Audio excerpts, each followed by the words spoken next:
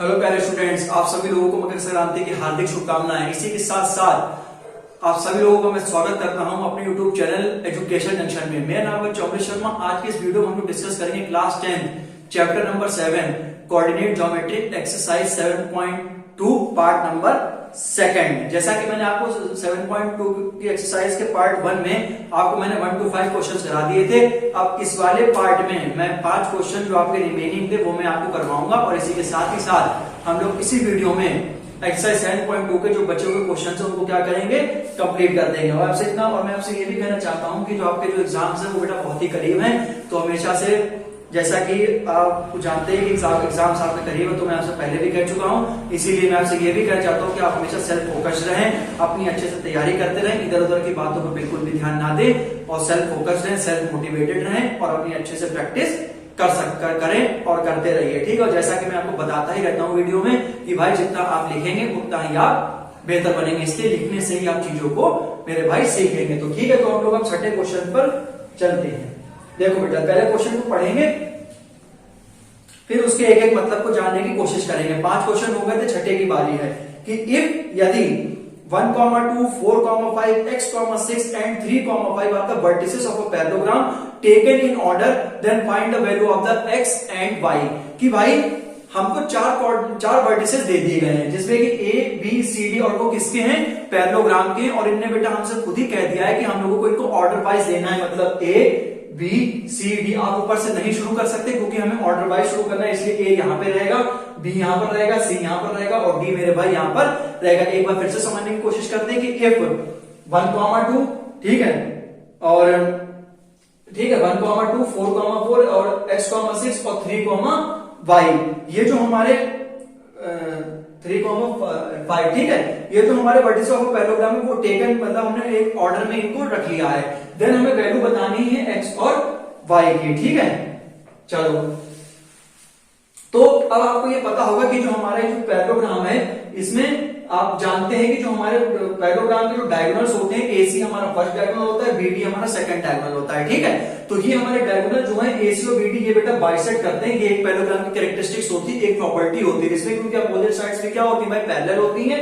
तो मैंने यही लिखा हुआ है कि सिंस का बेटा मार्क होता है कि diagonal of parallelogram are bisect each other, मतलब एसी और बीडी आप खुद फिगर में देख सकते हैं कि वो बाइसेक्ट कर रहे हैं। और मैंने बहुत अच्छे से आपको डायग्रामेटिकली सभी कुछ एक्सप्लेन कर दिया है कि यदि ऐसा कोई क्वेश्चन आपको एग्जाम में आता है तो टीचर आपके सिर्फ डायग्राम देख के ही समझ जाए कि बच्चे ने कैसे, मतलब सब कुछ रिप्रेजेंटेशन कर दिया है। ठीक है, तो ए बी सी डी के मैंने कोऑर्डिनेट्स आपके सामने लिख दिए, जो कि पहली वैल्यू एक्स की होती है, दूसरी वाई की होती है। तो मैं आपको बहुत बार बता चुका हूं, एक्स और वाई की मुझे वैल्यूज निकालनी है। तो भाई जब हमें ये पता है कि हमारे डायगोनल जो है वो बाइसेक्ट कर रहे हैं, तो भाई आप खुद बताओ अच्छा कि जो एसी और बीडी भाई आपस में क्या हो जाएंगे, उनके मिड पॉइंट बराबर हो जाएंगे। यही मैंने लिखा है कि जो उनके कोऑर्डिनेट्स होंगे, coordinates of the mid point of AC, जो कि बराबर होंगे coordinates of the mid point of BD. ठीक है, तो ये जो मतलब क्या है कि ये वाला और ये सब क्या होंगे भाई, आपस में बराबर होंगे। यही मैंने लिखा है कि coordinates of the mid point of AC, मैंने इनको हाईलाइट भी किया है कि ए के अलग सी के अलग, और coordinates of the mid point of BD, B को भी मैंने अंडरलाइन किया और डी को भी किया। तो इसके सीधे सीधे मिड पॉइंट की बात करी गई है, जो कि डायगोनल बेटा बराबर भी है,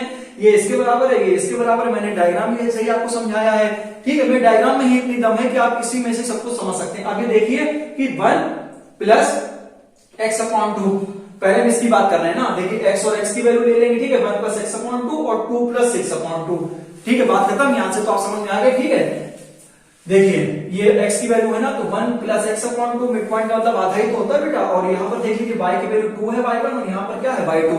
इससे एक फॉर्मूला होता है कि x बराबर x1 plus x2 upon 2, y बराबर y1 प्लस y2 अपॉन 2, जो कि आप देख लीजिए x1 प्लस x2 ये है और y1 प्लस y2 आपके सामने है। सिमिलरली यहाँ पर मैंने ये करा है कि 4 प्लस 3 अपॉन 5। ठीक है, एक मिनट, 4 कॉमा y, ये हाँ ये y है। ठीक है, तो देखिए कि 4 प्लस 3 अपॉन 2 और y प्लस 5 अपॉन 2, बिल्कुल जैसा कि मैंने डायग्राम में आपको सब कुछ बता रखा है कि भाई 1 plus x upon 2, 2 plus 6 upon 2। Similarly भाई बीडी में हम जब पढ़ेंगे तो 4 प्लस 3 अपॉन 2 और y प्लस 5 अपॉन 2। ठीक, तो ये मैंने सब लिख दिया। अब आपको बेटा ये पता ही है कि भाई कि x जो है, x की वैल्यू x के बराबर होगी, y की वैल्यू y के बराबर होगी। ये पहली x की वैल्यू है, दूसरी y की वैल्यू है। सिमिलरली बीडी में भी ये पहली x की वैल्यू है और दूसरी y की वैल्यू है। तो भाई 1 प्लस x अपॉन 2 जो कि बराबर होगा 4 प्लस 3 अपॉन 2 के। ठीक है, तो इसे मैंने सॉल्व कर लिया है कि 1 plus x upon 2 6 plus 2 8 upon 2 हो गया। इसे आप काट के 4 भी लिख सकते हैं।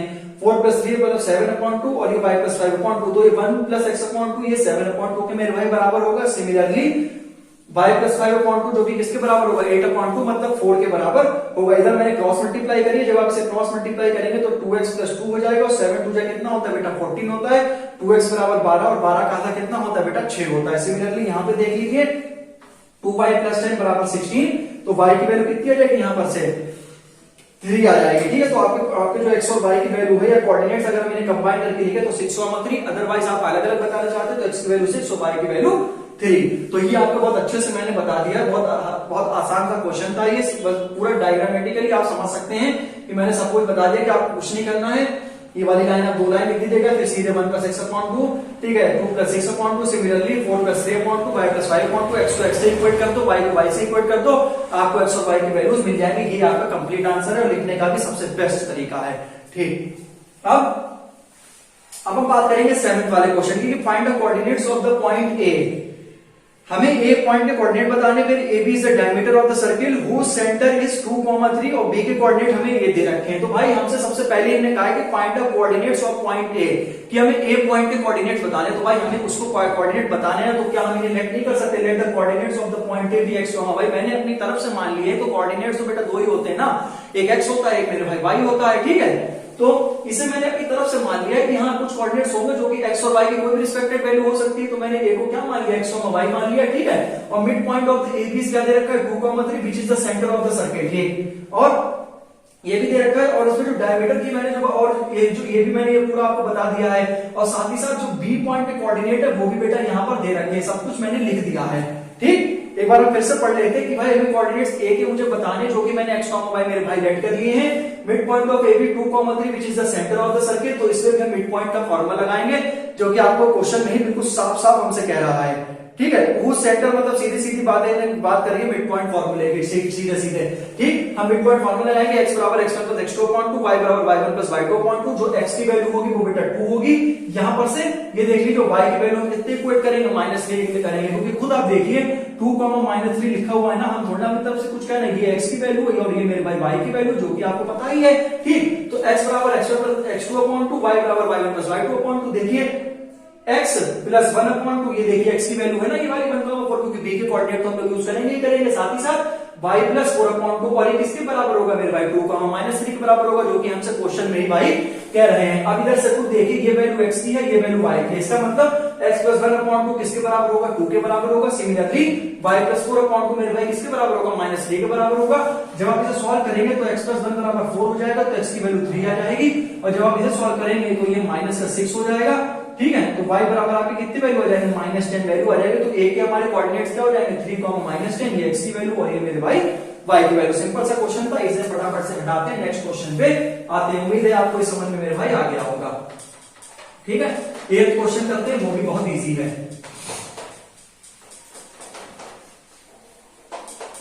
बहुत इसमें कुछ था ही नहीं हमारे क्वेश्चन में, ना 6 में कुछ दम क्वेश्चन था ना इसमें था, सीधे सीधे आंसर आ रहा है। ठीक है, बस आप 2 मिनट कम वेट कीजिए, बस वेट करिए और बस फटाफट से अगला क्वेश्चन पे आते हैं।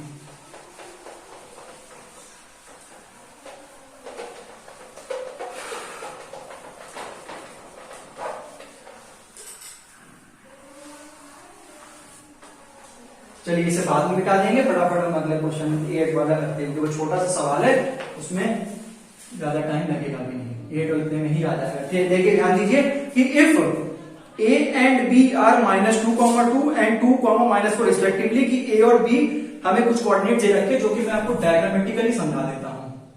ठीक है, ये लाइन में खींच लीजिए, जिससे बेटा A के आपको रिस्पेक्टेड कोऑर्डिनेट जो दे रखे हैं वो भाई नोट कर लीजिए, -2, -2, और मेरे भाई B के जो कोऑर्डिनेट्स आपको दे रखे हैं 2, -4 रिस्पेक्टिवली। ठीक है, find the coordinates of the point P। ठीक है, हमें P के भाई कोऑर्डिनेट्स बताने, जो कि मैंने आपको पिछले वाले क्वेश्चन में जैसे A के बताने थे x और y लेट कर लिया था, ऐसे ही मैं P के भी लेट कर लेता हूं, सच दैट। फिर से पढ़ते हैं कि if A and B are -2, 2, ठीक है, B के इतने हैं respectively, find the coordinates of the P, हमें P के कोऑर्डिनेट्स बताने हैं। ठीक है, सच दैट AB बराबर जो है वो 3/7 AB के है,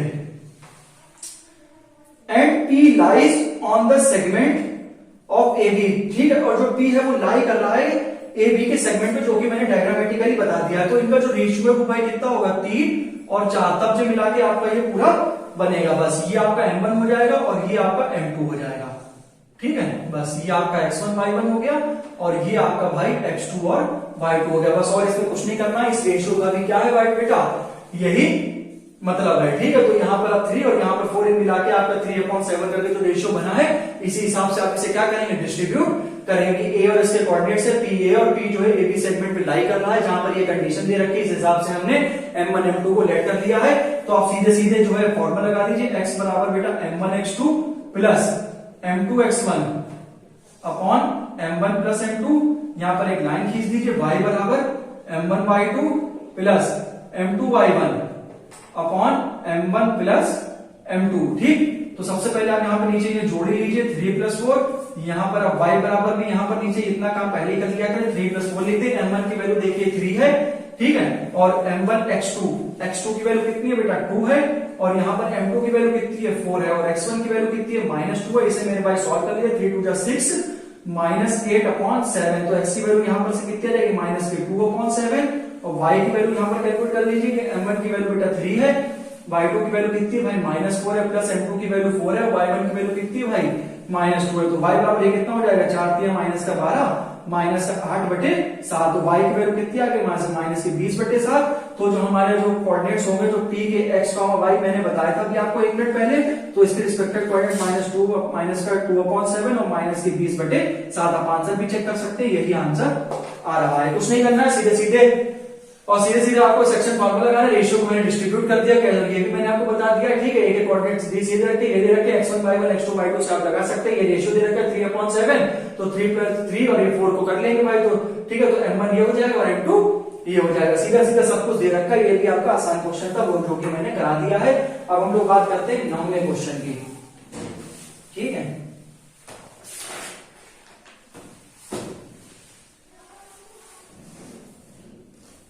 दो क्वेश्चन आपके बचे हैं, बस फटाफट से करा देते हैं वो भी। अब इसे मिटा देते हैं, उम्मीद है आपको ये भी हमारा सब क्लियर हो गया होगा।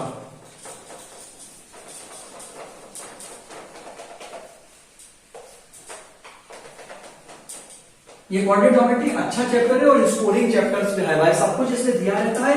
बस आपको अपना थोड़ा सा माइंड बस लगाना है, और बाकी आपको एक देखो एक भाई पूरी एक्सरसाइज डिस्टेंस फॉर्मूले पे बेस्ड है, लगभग सेक्शन फॉर्मूला पिछले 1-2 क्वेश्चन में भले मिड पॉइंट फॉर्मूला लग जाए। मिड पॉइंट फॉर्मूला तो बहुत ही आसान है कि x बराबर x1 + x2/2 और मेरे पास y बराबर y1 + y2/2। इसमें तो आपको कुछ करना ही नहीं है ज्यादा, बस थोड़ा सा देख लीजिए और ये क्वेश्चन सेम आते हैं। अभी हम आपको कुछ और एक्सरसाइज इंपॉर्टेंट बचे, 7.3 है, वो भी छोटी सी एक्सरसाइज है, उसमें भी देखिए कुछ नहीं है। 7.4 पूरा चैप्टर बहुत ही इजी चैप्टर है, चौड़ा और बहुत बढ़िया चैप्टर है, जिससे कि आपको सीखने को बेटा बहुत कुछ मिलता है। मतलब इससे कोऑर्डिनेट ज्योमेट्री से मतलब हमें जो फिगर्स जो होते हैं उनके रिलेटिव पोजीशन को जानने में बहुत हेल्प करता है ज्योमेट्री, जो कि मैंने आपको बहुत अच्छे से बहुत डिटेल में बताया हुआ है। सब वीडियोस हमारे भाई आपको लिंक में भी मिलती हैं, आप चाहें वहां से भी आप उसको बहुत आराम से देख भी सकते हैं। और अगर आपको कार्टेशियन प्लेन से संबंधित या कोऑर्डिनेट से संबंधित आपको कुछ भी अगर जानकारी प्राप्त करनी हो, तो कि मैंने वो भी वीडियो बना रखी 9 मिनट के आसपास, 10 मिनट के आसपास की। अगर सिर्फ आप वही देख लेते हैं तो उतना ही आपके लिए बहुत है। कम से कम 20-25 क्वेश्चंस को मैंने उसी में एक्सप्लेन कर दिया, तो आप सोचिए मैंने उसमें क्या ही क्या बता डाला होगा। तो आप उसको देख सकते हैं, वहां पर से भी आपको बहुत ही ज्यादा हेल्प मिलेगी। ये मेरा दावा है भाई कि आप हमारे वीडियो से कुछ सीखे ना सीखे, आप क्वेश्चंस करना जरूर सीख जाएंगे, ठीक है। तो भाई मतलब आप बहुत कुछ सीखेंगे हमारी वीडियो, अगर आप एक बार देखते हैं तो आपको बहुत कुछ इसमें से सीखने को भी मिलेगा।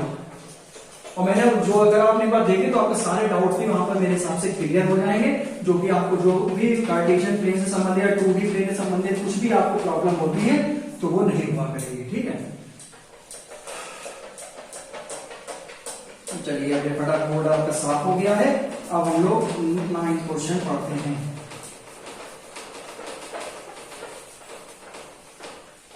दो ही क्वेश्चन आपके बचे हैं, ठीक है। तो वहां का थोड़ा सा अपना काम पड़ गया था, नहीं तो मैं जो है पूरा एक ही वीडियो में आपको सब सारे क्वेश्चंस को बता रहा था, ठीक है। अब 9वां सवाल देखो बेटा, इस पे लिखा है find the coordinates of the point which divide a line segment ए और बी की हमें ए दे रखा है -2,2, बी दे रखा है 2,8, इसको 4 इक्वल पार्ट्स में बांटा गया है। ठीक है, एक क्वेश्चन मैंने सेकंड करा हुआ था ट्राई सेक्शन, मैंने 3 पार्ट में बांटा गया था, इसमें 4 पार्ट्स में बांटा गया है। ठीक है, तो इसमें आप डायग्राम भी ज्यादा कुछ नहीं है इसमें। ठीक है, देखिए ए के जो है वो बेटा -2,2 हो जाएंगे और बी के जो है वो 2,8 हो जाएंगे। ठीक है, 1 2 3 पी क्यू और आर। ठीक, इधर से अगर आप देख लें, ठीक है, ए को भी आप देख लीजिए कितने में बांटा गया है, 4 इक्वल पार्ट में, 1 2 3 और 4।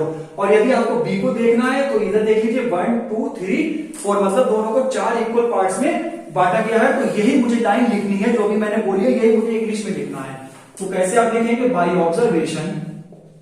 ठीक है, by observation that points P Q R divides the line segment,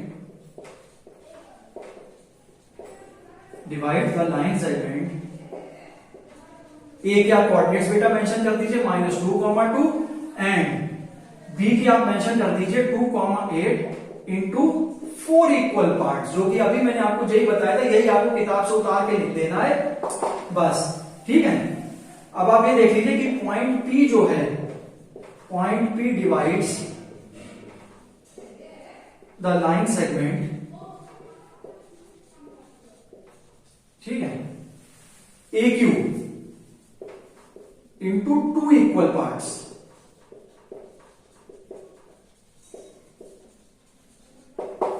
ठीक, इसकी आप ये देख लीजिए कि जो पहले वाला जो है, ये जो पॉइंट पी है वो डिवाइड कर रहा है लाइन सेगमेंट ए क्यू को 2 इक्वल पार्ट में। देख लीजिए पॉइंट पी है, 2 इक्वल पार्ट्स में ये डिवाइड कर रहा है, ये 2 हो गए और ये वाले आखिरी के 2 बचे हुए ये भी हो गए। तो अगर हम आपको ये लाइन सेगमेंट, अगर हम इसका रेशियो अगर आपको बता दें तीनों का, तो एक का 1:3, एक का 1:1 और एक का 3:1। तो सबसे पहले इसकी मदद से हम बेटा पी के कोऑर्डिनेट्स निकाल लेंगे, इसकी मदद से क्यू के निकाल लेंगे और इसकी मदद से आर के निकाल लेंगे। आप चाहें तो देख भी सकते हैं। यदि हम पी की बात करेंगे बेटा, तो पी की बात करेंगे ना, सबसे पहले अगर हम पी क्यू और आर के तो कोऑर्डिनेट चाहिए। अगर हम पी की बात करें तो इसे हटा लीजिए, देख लीजिए आप यहाँ पर 1 2 3 और एक साइड कितना बचा है 1:3।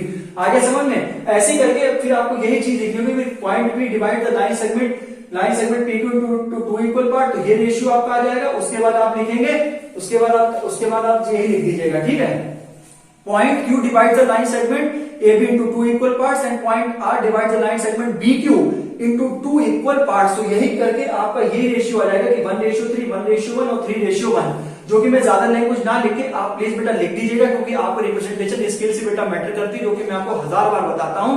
ठीक है, जाके जो मुझसे मेरा बेस्ट हो सकता है वही मैं बताने की कोशिश करता हूं। तो अब इधर देख लीजिए कि हम अगर पी की बात करेंगे ना, तो इधर 1 2 3 पार्ट्स लेंगे, इधर एक बचेगा तो 1:3। सिमिलरली क्यू की अगर हम बात करेंगे तो इधर भी देख लीजिए, इधर भी देख लीजिए, बराबर है। और ये आर की अगर बात करेंगे तो 1 2 3 और ये आपका 1 to 3:1, ये आपके कोऑर्डिनेट्स यहां पर बेटा आएंगे। ठीक, तो सबसे पहले आप इसमें इसकी वैल्यू निकाल लीजिए कि अगर हम, या फिर आप इसे पी क्यू आर मान लीजिए, चाहे आप इसे एक्स वाई जेड मान लीजिए, जो आप चाहें आप उसको वैसे मान सकते हैं। तो पी की अगर हम बेटा बात करें तो देख लीजिए यहाँ पर सीधे सीधे फॉर्मूला लगा दीजिए कि 1, ये आपका क्या है बेटा, ये जो ए जो है अगर हम इसकी बात करते हैं -2,2, और अगर हम बेटा बी की बात करते हैं तो ये 2,8, इसे आप मेंशन कर लीजिए x1 y1, इसे आप कर लीजिए मेरे भाई x2 और y2। तो बस सिंपल फॉर्मूला लगा दीजिए, ये m1 हो जाएगा, ये m2 हो जाएगा, सिमिलरली ये m1 ये m2 ये m1 ये m2। सबसे पहले लगाएंगे p के आएंगे, सेकंड में लगाएंगे q के आएंगे, थर्ड में लगाएंगे r के आ जाएंगे। तो सबसे पहले आप बेटा फॉर्मूला लिख लीजिए, जो कि जिससे आपको बहुत आसानी रहेगी, m1x2 plus m2x1 upon m1 plus m2। ठीक, तो सबसे पहले आप बेटा p के कोऑर्डिनेट्स निकाल लीजिए। तो m1 की वैल्यू बेटा 1 है, x2 की वैल्यू आप बहुत संभल के रखेंगे मेरे भाई। ठीक है, और m2 की वैल्यू 3 है और x1 की वैल्यू कितनी है -2 है, और m1 प्लस m2 मतलब 1 प्लस 3। तो p के कोऑर्डिनेट्स आप कितने जाएंगे 2 माइनस का 6/4। तो p की वैल्यू कितनी जाएगी, ये माइनस का 4/4। तो p की वैल्यू कितनी जाएगी बेटा -1, यहां पर से आपकी वैल्यू निकलकर आ जाएगी। ठीक है, तो एक को p की वैल्यू ये आ गई, और सिमिलरली आप अगर यहां पर भी इसकी वैल्यू निकालेंगे कि m1y2 प्लस m2y1 अपॉन मेरे भाई m1 प्लस m2, तो यहाँ पर जब आप इसे जोड़ेंगे ना तो यहाँ पर तो 3 + 1 बेटा 4 ही आएगा, ठीक। और m1 की वैल्यू आप यहाँ पर से रखिए 1 और y2 कहां गया, y2 बेटा ये है 8 प्लस m2 की वैल्यू कितनी है 3 है, ठीक है। उसके बाद आपकी क्या हो जाएगा y1 हो जाएगा, y1 की वैल्यू बेटा कितनी है 2 दे रखी है, तो 8 प्लस 6/4 ये कितना 8 प्लस 14/4 जो कि मेरे हिसाब से 7/2 आ जाएगा। तो भाई जो हमारे p के कोऑर्डिनेट्स होंगे ना वो आपको देख लीजिए -1, 7/2 ये आपका आंसर आ रहा है, ठीक। तो ये जो है -1 और 7/2 ये बेटा किसकी कोऑर्डिनेट्स हो जाएंगे p की हो जाएंगे, सिमिलरली q के निकाल लेंगे, सिमिलरली r के भी हम लोग यहां पर से निकाल लेंगे, ठीक है। तो अगर हम q की अगर बात करेंगे तो फिर से बेटा वही लगाएंगे कि m1x2 plus m2x1 upon m1 plus m2। q की बात करेंगे तो रेशियो जो है रेशियो आपका इक्वल रहेगा 1:1 रहेगा। जब हम q की बात करेंगे ना तो इधर आप खुद देखिए कि इधर भी इक्वल पार्ट बचेंगे, इधर भी इक्वल पार्ट बचेंगे, तो रेशियो कितना बचेगा बेटा 1:1 बचेगा। तो जैसे इधर देखिए क्यों है ना तो 2 पार्ट इधर किए 2 पार्ट इधर किए तो 2/2 मतलब 1:1। तभी मैंने आपको ऐसे सबसे अच्छा तरीका होता है कि रेशियो को निकालने का। सबसे पहले ये भी बता दिया, ये भी बता दिया, सिमिलरली ये भी मैंने आपको उसी के द्वारा एक्सप्लेनेशन करने की कोशिश करिए, जहां पर m1 भी हमारा 1 है बेटा और m2 भी हमारा 1 है। तो इक्वल पार्ट में रेशियो सेम होते हैं, ये भी आप बहुत अच्छे से जानते हैं। तो m1 की वैल्यू 1 है और x2 की वैल्यू मेरे भाई यहाँ पे लिखी हुई है 2 हो जाएगी, कोई बात नहीं बेटा। m2 की जो वैल्यू है वो भी मेरे भाई 1 है और x1 की जो वैल्यू है वो मेरे हिसाब से -2 हो जाएगी। और 1 + 1 कितना होता है बेटा 2 होता है, तो q की कितनी आ जाएगी है 2 -2/2, क्योंकि q का एक पहला कोऑर्डिनेट बेटा 0 आ जाएगा, तो मतलब एक तो 0 हो गई और दूसरी आप निकाल लीजिए m1/2 plus m2/1 upon m1 plus m2। एक तो इसका कोऑर्डिनेट 0 आ गया, अगर y की वैल्यू भी यहां पर से निकालना है। m1 की वैल्यू कितनी है 1 है, y2 आप यहां पर से रख दीजिए 8 आ जाएगा, ठीक है। प्लस m2 की वैल्यू और y1 की वैल्यू यहां पर कितनी है बेटा एक बार हो जाएगा, y2 8 है, ठीक है, और y1 कितना है 2 है, अपॉन में कितना रहेगा 2, तो 8 प्लस 2/2 जो कि 10/2 कितना आ जाएगा बेटा 5 आ जाएगा, ठीक है। तो यहां पर से जो q के कोऑर्डिनेट्स हैं वो बेटा कितने आ जाएंगे 0,5 और p के आपके एक्सपेक्टेड कोऑर्डिनेट्स मैंने खुद ही लिख दिए हैं। अब मेरी बारी है r की। r बराबर भी आप लिख लीजिए m1x2 प्लस m2x1 अपॉन मेरे भाई m1 प्लस m2, ठीक है। सिमिलरली अगर आप y की वैल्यू निकालेंगे तो भाई m1/2 प्लस m2/1 अपॉन मेरे भाई m1 प्लस m2। लेकिन इस बार आपका रेशियो कितना बचेगा, r का जो m1 की वैल्यू है वो 3 हो जाएगी और जो m2 की वैल्यू है वो 1 हो जाएगा ना बेटा। r की बात करें तो इधर आप खुद काउंट कर लीजिए 1 2 3 पार्ट बचे तो 3 और इधर बेटा एक ही बचे तो 3:1 में आप इसको कैलकुलेट करने की कोशिश करेंगे। तो r बराबर आप यहां पर से मेरे भाई वैल्यू रखिए 3, ठीक है, ब्रैकेट लगाइए और हम जल्दबाजी ना करें, चाहे पॉजिटिव वैल्यू चाहे नेगेटिव उसको ब्रैकेट में रखें। x2 की वैल्यू यहां पर से 2 आ जाएगी प्लस m2 जो है वो आपका 1 है, उसके साथ ही साथ जो x1 की वैल्यू है वो आपकी बेटा -2 है, इसके साथ ही साथ 3 + 1 में आपका 4 हो जाएगा। तो ये आपका क्या हो जाएगा 3 × 6 -2/4, तो ये मेरे हिसाब से 1 आ जाएगा, ठीक है। सिमिलरली अगर यहाँ पे कैलकुलेट करेंगे तो 3, y2 की वैल्यू यहाँ पर से लिख लीजिए बेटा 8 और m2 कितना है 1 है और y1 मेरे हिसाब से कितना है 2 है, तो ये वैल्यू आप यहाँ से रख दीजिए और m1 प्लस m2 मतलब 3 + 1 कितना हो जाएगा 4, 8 × 24 होता है प्लस 2/4, ये बेटा कितना आ जाएगा 26/4, इसे कैंसिल कर लीजिए 13/2। तो फिर जो r के जो कोऑर्डिनेट्स है वो 1,13/2 आ गए हैं। इसके बाद p के भी आ गए, q के भी आ गए, r के भी आ गए, तो आप बस एक लाइन लिखेंगे मेरे भाई मेरे बेटे कि 10 p के आपको ये हो जाएंगे कि ऐसे करके लिख दीजिएगा कि 10, ठीक है। p बराबर ब्रैकेट में जो कोऑर्डिनेट्स आए ये लिख दीजिएगा, q जो ये आए ये लिख दीजिएगा और r ये जो आए यहाँ पर आप इनको मेंशन कर दीजिएगा, एक ब्रैकेट बना दीजिएगा, यही आपका आंसर हो जाएगा, फुल मार्क्स मिलेंगे, कोई दिक्कत नहीं है। अब लास्ट क्वेश्चन भाई आपका बचा, बहुत आसान क्वेश्चन वो भी है, वो करा के सीधे आपका लगभग 7.2 एक्सरसाइज पूरी खत्म हो जाएगी, ठीक है। पूरा आपको बहुत अच्छे से समझाने की कोशिश करता है, बहुत अच्छे से मेरा मानना है आपको समझ में भी आ रहा होगा, ठीक है। बस बोर्ड बेटा मिटा दें, इतना सा आप इंतजार कर लीजिए बस। और अगर आपको कोई सी भी परेशानी हुआ करे या कुछ भी मतलब डाउट रहा करे, ठीक है, तो आप कमेंट सेक्शन में आप उससे पूछ सकते हैं, ठीक है। चलिए एक क्वेश्चन और बताते हैं फिर देखते हैं।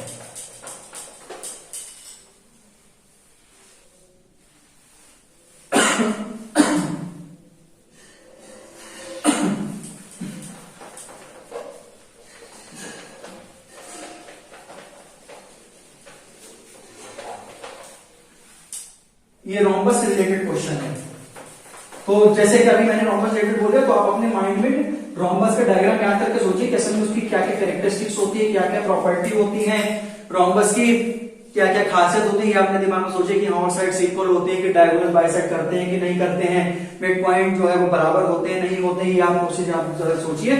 बस अभी मैं फटाफट बस ये मिटा दूं, एक क्वेश्चन साफ हो गया बोलकर, दूसरा बचा है वो फटाफट करके आपको क्वेश्चन दिखाते हैं। अभी से भी मिटा देते हैं, एक ही क्वेश्चन बचा हुआ है।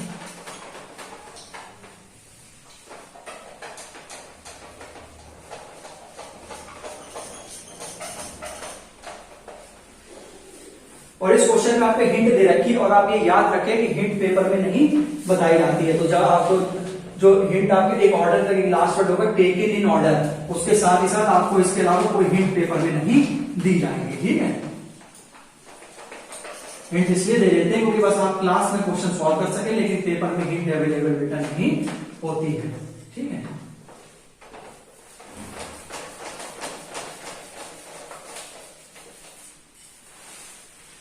चलो साफ हो गया। 1 मिनट वाले तो बोर्ड मिटाने में बहुत टाइम आता है।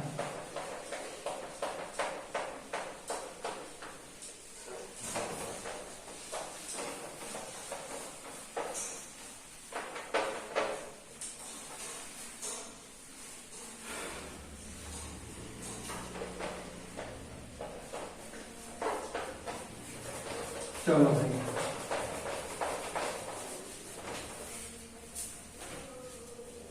इसमें हमसे कह रहा है कि find the area of rhombus, कि हमें रोम्बस का एरिया बताना है जिसके वर्टिसेस दे रखे हैं 3, 0, 4, 5, -1, 4 एंड -2, -1 जो ऑर्डर में लिए गए हैं। जबकि हिंट हमें बता रखा है कि एरिया ऑफ रोम्बस बराबर half of product of its diagonal, क्या बता रखा है तो पता ही है। सबसे पहले हमें रोम्बस का एरिया हमें क्या बताना है, हाँ एरिया बताना है। सबसे पहले हमें रोम्बस यहां पर बना लेते हैं, लास्ट क्वेश्चन है 10। ठीक है, बना लीजिए। ठीक है, इसके जो डायगोनल्स हैं वो आप ज्वाइन कर लीजिए। ठीक है, और ये 3, 0 दे रखा है, आपको ऑर्डर में लेने हैं, चाहे कैसे भी आप ऑर्डर करके लीजिए। ठीक है, ए बी और सी आपका क्या कोऑर्डिनेट दे रखे हैं -1, 4 और डी जो है वो आपको -2, -1। ठीक, देखिए ये एबीसीडी हमारा क्या है, रोम्बस है, इनके मतलब हमें ऑर्डर में लेना है। ऑर्डर में आप इनको रख सकते हैं, या फिर आप जो मतलब ये नहीं कि ए हो गया तो डी यहां पर लिख लिया, ठीक है, या बी यहां पर लिख लिया तो डी यहां पर लिखना, मतलब order wise A B C और डी। या फिर आप ऐसे कर सकते हैं ए बी सी डी ऐसे लिख सकते हैं, लेकिन ऑर्डर में होना चाहिए, नहीं मन उठा के कैसे भी लिख दिया। तो एबीसीडी, अब देखिए हम आपको रोम्बस की कैरेक्टरिस्टिक बता देते हैं कि एबीसीडी रोम्बस है, इनके डायगोनल जो है वो बेटा बाइसेक्ट करते हैं, और जो मिड पॉइंट और एसी है जो वो भाई बराबर होगा, जाहिर सी बात बाइसेक्ट करते हैं ईच अदर। ठीक है, तो सबसे पहले आप क्या करें भाई, डिस्टेंस निकाल लीजिए। ठीक है, अभी हम आपको लिख के भी बता दें। तो देखिए आप सबसे पहले ये लिख लीजिएगा कि since ABCD is a rhombus therefore diagonal bisect each other. उसके बाद आप लिख लीजिएगा कि मिड पॉइंट ऑफ एसी बराबर मिड पॉइंट ऑफ बीडी, तो सब डायगोनल उसकी रोम्बस की कैरेक्टरिस्टिक्स होती हैं। उसके बाद आप लिखिएगा कि now we find distance between A and C comma B and D. कि भाई हमें ये तो पता है कि जो मिड पॉइंट ऑफ एसी या मिड पॉइंट ऑफ बीडी मतलब बराबर तो होते हैं डायगोनल से, और मिड पॉइंट ऑफ एसी भी बराबर होता है, बराबर किसके होता है, बीडी के। लेकिन उनकी डिस्टेंस क्या होती है, तो वो आप यहां पर से मेरे भाई कैलकुलेट कर सकते हैं कि जो एसी है, एसी आप मतलब क्या है कि जब डिस्टेंस फॉर्म से कैलकुलेट करेंगे जो भी difference of x square plus difference of y square और ऊपर अंडर रूट। ठीक, तो यहां पर आप देख लीजिए कि ये 3 + 1 का होल स्क्वायर। ठीक है, उसके बाद यहां पर भी आप चाहे 0 - 4 होल स्क्वायर, तो एसी आप यहां पर बेटा कैलकुलेट कर लीजिए, 3 + 1 4 का स्क्वायर और ये भी 4 का स्क्वायर। ठीक है, तो एसी बराबर कितना हो जाएगा, ये 16 + 16। ठीक है, 16 तो कितना होता है बेटा 32 होता है। तो ये आपका √32 आ गया है। ठीक है, अब √32 आप इसे सेपरेट करके भी लिख सकते हैं, 32 का प्राइम फैक्टर कर लीजिए। ठीक है, 2 4 जा 2 2 जा 2 1 जा, कितने पेयर बन रहे हैं, 2 2 जा 4√2, तो एसी बराबर 4√2 यूनिट्स आपका ये आ गया डिस्टेंस। भाई हमने डिस्टेंस क्यों निकाली, देखो mid point of AC mid point of BD के तो बराबर है, लेकिन ठीक है बराबर है, लेकिन इनके डिस्टेंस की बात कर रहे हैं ना। ये देखिए एक पॉइंट ये, एक पॉइंट ये, एक पॉइंट ये और एक पॉइंट ये, तो कितनी दूरी पर है, दूरी है 4√2 यूनिट की दूरी पर है। सिमिलरली आप बेटा यहाँ पर बीडी भी निकाल सकते हैं। आप इसे चाहें तो ऐसे करके मेंशन भी कर सकते हैं कि x1 y1, इससे आप मेंशन कर लीजिए x2 और y2, क्योंकि सबसे पहले मैंने AC का बेटा कट निकाला था ना, तो x1 y1 ही हो गया, x2 y2 ही हो गया। अब AC का तो काम ओवर हो चुका है, तो आप इसको ऐसे करके मिटा सकते हैं। अब हमारा बात आती है BD पर, तो इसे आप x1 y1 ले लीजिए, इसे आप x2 y2 ले लीजिए, और जो डिस्टेंस फॉर्मूला होता है वो हम आपको लिख के भी बता देते हैं कि x2 minus x1 whole square plus y2 minus y1 का होल ऑफ स्क्वायर, और ऊपर से बेटा अंडर रूट, और ये डिस्टेंस का फॉर्मूला होता है। और सीधे सीधे अगर आप डिस्टेंस का स्क्वायर निकालना चाहते हैं तो सीधे सीधे x2 minus x1 whole square plus y2 minus y1 का होल ऑफ स्क्वायर, तो सीधे सीधे यहां पर भी आप लिख लीजिए कि x2 माइनस x1, ठीक है। तो ये भी आप कैलकुलेट कर सकते हैं, ठीक। तो ये आपका हो गया, या इसे कैसे भी मतलब देख लीजिए, ठीक है। तो इसे आप चाहे इसे भी ऐसे करके लिख सकते हैं, ठीक है। तो ये आपका हो जाएगा 4 प्लस 2 होल स्क्वायर, ठीक है। और आपका y2 माइनस y1 मतलब 5 और माइनस माइनस प्लस 1 का होल स्क्वायर, कैसे भी कीजिए सेम वैल्यू आएगी, ठीक है। तो ये 4 प्लस 2 ये 6 स्क्वायर हो जाएगा, और ये भी क्या हो जाएगा 6 स्क्वायर, तो BD बराबर कितना हो जाएगा 36 प्लस 36, 4 प्लस 2 6 का स्क्वायर 36 और 36, ठीक। तो ये आपका कितना आ जाएगा 36 दूनी कितना होता है बेटा 72 होता है, ठीक है। चाहे आप इसे ऐसे निकाल लीजिए, लेकिन ऐसे काम चलेगा नहीं, इसे आप लिख सकते हो बेटा 6 रूट 2। अब कैसे ये आप देख लीजिए एक बार, प्राइम फैक्टर ले लीजिए 3 मतलब सॉरी 2 1 जा 2 2 जा 4 2 3 जा 6 1 बचा और 6 जा, ठीक। 2 से 1 कैंसिल कर दीजिए 1 और 2 8 जा, 2 से कैंसिल करिए 9 से, 3 से कैंसिल करिए 3 3 से करिए 1। ये कितना फैक्टर बन रहा है 3 का भी बेटा 1 बन रहा है और 2 का भी 1 बन रहा है और रूट 2 सिंगल है, तो ठीक है। तो ये आपका कितना हो जाएगा 6 रूट 2, जो कि मैंने आपको पहले से ही लिखकर रखा है, ठीक है। और हमसे हिंट में भी हमसे क्या रखा है कि एरिया ऑफ रोम्बस जो है, ठीक है, वो भाई क्या होता है हाफ बेस इंटू हाइट। तो सीधे सीधे आप जो है आप बेस आपका आया है 4 अंडर रूट 2 और ये आपका कितना आया 6 अंडर रूट 2, ये आप कैंसिल कर दीजिए, तो 2 रूट 2 और 6 रूट 2, ठीक है। तो ये आप कैंसिल किया, आप देखिए रूट 2 कितना हो जाएगा 2 इंटू 2 इंटू 6 6 दूनी 12 दूनी 24 स्क्वायर यूनिट्स, ठीक है। तो ये आपका क्या आ गया एरिया ऑफ रोम्बस। सिंपल सा क्वेश्चन था जो कि मैंने आपको बहुत ही आसान तरीके से बता दिया, 24 यूनिट स्क्वायर,